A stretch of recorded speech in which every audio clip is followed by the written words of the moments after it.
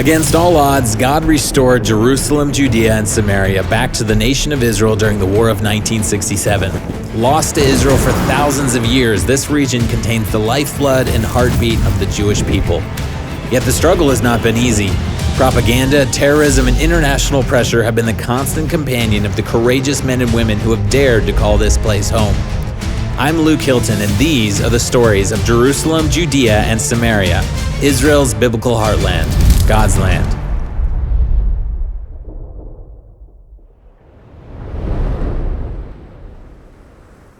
Moriya, thank you so much for having us here at Shiloh, or as many people know it, Shiloh. Tell us the story of what took place here from the Bible. Sure. So we are here actually in the first capital city of Israel. Our history of the people of Israel began here in Shiloh 3,000 years ago.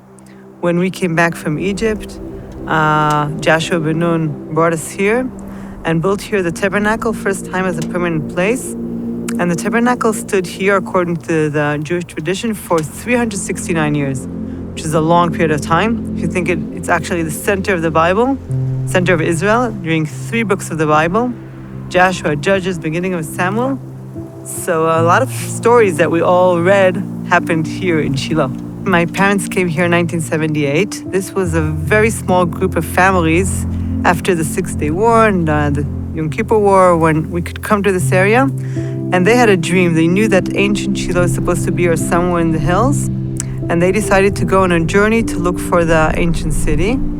And many signs brought them to this place. And they started to build here the new Shiloh. And then archaeologists came here and started to dig the ancient Shiloh. And what happened is that through my childhood, they found amazing findings that prove 100% that this is actually Shiloh. When I was 4, they were digging here in one part of the ancient city. And middle of the night, my father woke me up and he told me, Moriya, you have to come with me now to the ancient city. And he took me out of bed and he brought me here. And I see many people talking there and something happening, asking, Abba, what's happening here? And he told me they found the storage rooms of the tabernacle. At that night, they found huge jars that have a special shape that archaeologists know that only the people of Israel used them, only in the time of the tabernacle. They found about 50 of them.